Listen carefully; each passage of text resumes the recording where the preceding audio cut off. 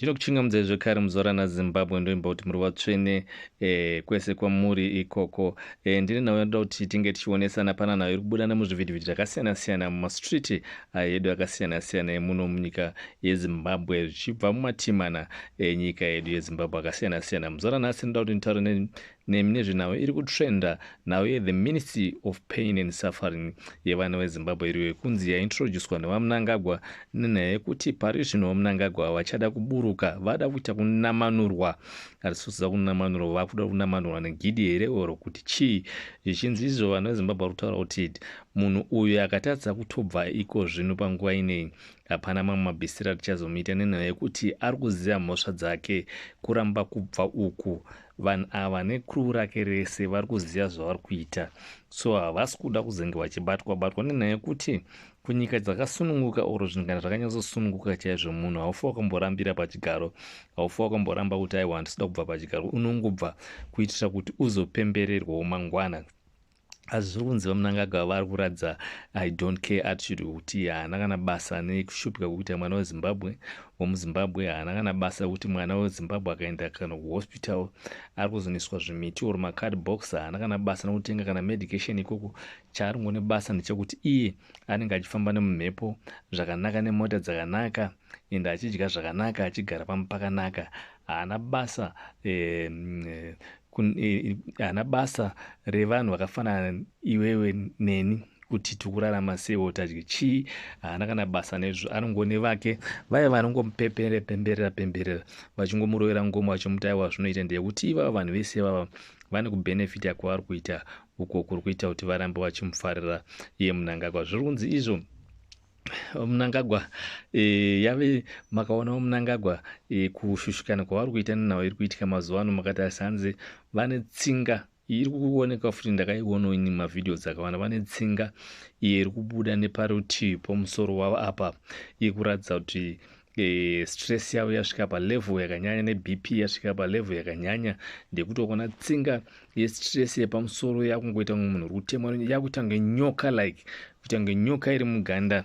Zvinoratidza kuti aiwa zvinhu hazvisi kunyatsovabhoilera zvakazvinhu zviri kuvabhoira. Vari kutorarama nemapiritsi eBP nestress kuti vange vachikwanisa kurarama nenyaya yekuti vari kuziva kuti vanhu havachavada, vari kuziva kuti maovhetereni aya akavati ndavabve haadzokere mumashure ende iri ngori nguva chete apa vari kungoita buying time vachingoti maybe zvinhu zvinogona kuita ndakahwina, vachibatsirwa nezvigananda zvavo izvi nevana vavari kuzama kushandisa mastrategy eteknology ekutengera vanhu mafoni vachienda pamaintaneti vachinospread the propaganda yakavataona iko zvino varakashinoona vakuti kanenge kupembera mumasocial media apo kuita kunge zvinhu zvavanyore kuita kunge vaMnangagwa vabvumirwa kunzi ndavachienderera mberi netemu yavo, tange vaMnangagwa vapiwa go ahead nemaovhetereni. Asi maovhetereni atotaura kuti aiwa izvi kutamba ndekuti mukuona maovhetereni havazi vageza chete,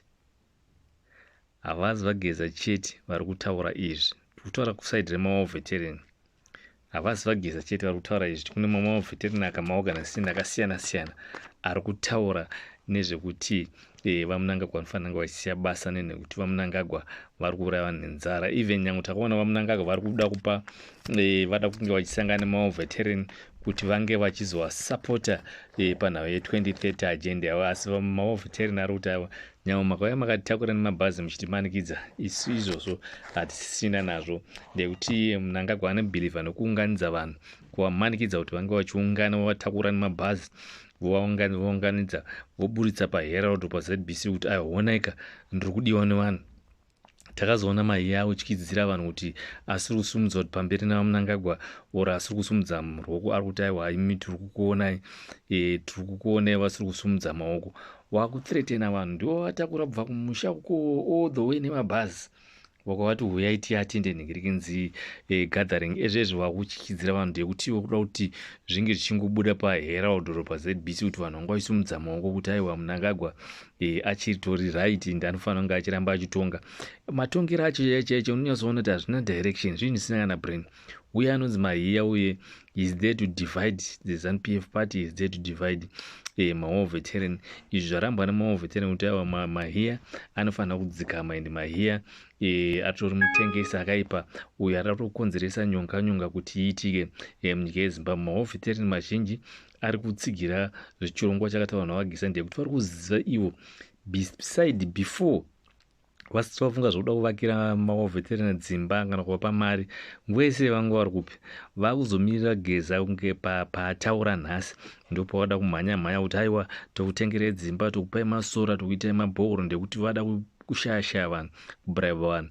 maWar Veteran mazhinji tiri kuvaona ari kuramba kuti izvozvo hazviite nenhau yekuti hatingatengwe sevana vacheche, hatingatengwe. Asi izvi takarwira nyika inei kuti inge ichifadza mwana wese weZimbabwe. Vakati ivo ko takangoipiwa mari iyoyo takafara, takangorarama upenyu hwakanaka ivo chete maWar Veteran. What about masses of the people vatakarwira vaitichengeta tiri muhondo? Saka izvi hatizvide zvoitwa nehurumende yamunakaona Mahia wake uyo ari kudivhaidha maWar Veteran, ari kuti divide and rule, ari kudivhaidha maWar Veteran kuti anga achiseparatana. Asi izvo hasi kutombo maWar Veteran hasi kuzisapota nekuti ari kumanikidza vanhu kuti vange vachiatenda marare ake ende kuti vange vachisangana namunangagwa. Asi maWar Veteran haasi kutombozvida izvi. Vari kutaura vakawanda muzvivhitivhiti zvakasiyana-siyana. Toenda zviri kunzi level rekuvengwa kwakaitwa ED, kuri kuitwa ED munangagwa.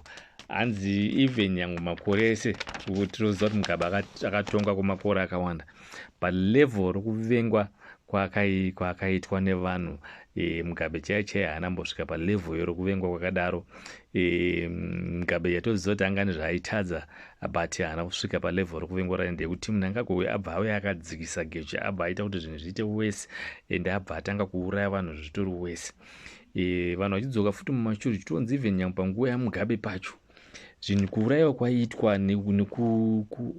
kwaiitwa vanhu panguva yaMugabe, zvese zvaiitika zvezveutsinye hwaiitika panguva yaMugabe wese wewe. Zvonzi iye Mnangagwa ndiye aiita, iye ndiye anga ari kuintelligent, ndiye aiita netimu rake achiuraya vanhu achiita sei. Utsinye hwanga usingabva kuna Mugabe zvinzi waitobva kuna Mnangagwa, ndiye akabvirira ane kautsinye kekuvenga mwana weZimbabwe. I don't know, unofunga ndezvidzasoi vanhu vachiti haazi muZimbabwe, saka iye anenge asangana achingoti maZimbabwe haana kana basa ndimaurayi, handina kana basa nabhozi iye bhozi iye haazi muZimbabwe.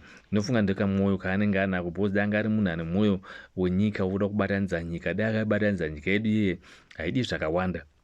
Dai akangotaura nevanhu veopposition party navachamisa, wotaura navo wosanganisa mhuri yeZimbabwe kuti kumana ndatiitei kuti nyika yedu inyatsoshanda zvakanaka. But nawe umupimbidogo yekuda kuziva kuti vada kuluta havasi kutomboda kana munhu asingade zvecorruption padhuze, vada kunge vasingaonekwe ucorrupt hwavo hwavari kuita huri munyika. But iko zvino pari zvino corruption yese yakubuda pachena ende yakuzikanwa nenyika yese. Vanhu vari kurarama munyika kunge vari mupoto uri mugango rekuti moto unenge uchipisa iri pasi, vanhu vachikwata. Mnangagwa ari kungoti tsviramo. He doesn't care nezvekuti kuti vanhu vange vachirarama o vanhu vange vachimbosiyoka kurwadza marwadzo ariko. Tiri kuona izvi zvinezvi vari kunetsana nemajenarisi, kusungwa kwemajenarisi kwatiri kuona uku. Ada kuzama kuda kuti ange achivhara voice of the people. Izvi zvinozorambwa nevanhu vakawanda, even majenarisi tamaona amira taona uyu jenarisi akarambirwa bhero Marimozuro aifanira kunge akawana bhero. Izvozvo zvinyaya chiyangopostponed, yangoramba tiri kuziva kuti ndiye anenge achibvunzwa panhau idzi kuti toita sei nemunhu uyu shefu. But hatoziva, hapana chisingaperi, zvinonzi chisingaperi chinoshuwa. Toita pane zviri kugadziriswa zvatitorei nguva inhau yenhikirinzi kuita kuti zviite official. kugadzirisa roadmap yavachiwenga kuti vachazenge vachizotora sei ende vachazenge vachizogadzwa sei. Sezvo muri kunzwa zvivhitivhiti zvakawanda zvokuti vaMnangagwa vafanira kunge vachizoadhiresa independence gore rino independence fanira kunge ichiadhireswa navachiwengwa ndekuti vaMnangagwa vatoonekwa kuti munhu atori corrupt ende munhu anenge asifanira kunge asitombori paupresident. Sezvo uyu akabviswa mabasa kunge achishandira hurumende kare, asi kungoti ava munhu ava kungomanikidza kuti ange ari pachigaro. Izvi zvinova zvikuratidza kuti vazhinji vari kunyunyuta nazvo. Tisingaziva kuti vamamilitary sematauriro akamboita kuti akaramba ari ipapapa vakutozoya nezvehoho. Tiri kuona futi vagezi vari kuramba vakangoti zizi zvonzi kuti zizi kwavari kuita musafungudza kuti hapana zviri kuitika, bhozi kana vanga vasade kana vanga vatengerwa vaingobuda vachingotaura kuti okay ngatimbomusiyai Mnangagwa, asi pane zviri kuitika. Saka muri kungoona tension iri ngoramba yakangodai yakangoomarara muZimbabwe. Zvikunzi izvo Mnangagwa vachiwenga vana nidhi yekubvisa Mnangagwa zviri legal.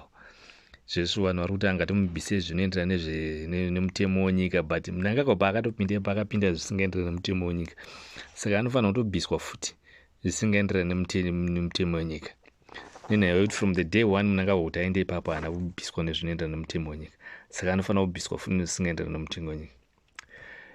Takaona uye Mnangagwa akabvirira kwemakore akawanda achizama kuda achiuraya maopposition party, achizama kumapaza achishandisa shabangu achipa mari achidestroya, achiitira kuti medzi dzake idzodzi dzokuda 2030 dzirambe dzinge dzichiripo. But iko zvino akanyangira yaona Mnangagwa aida kushandisa iye kuda kunyarara.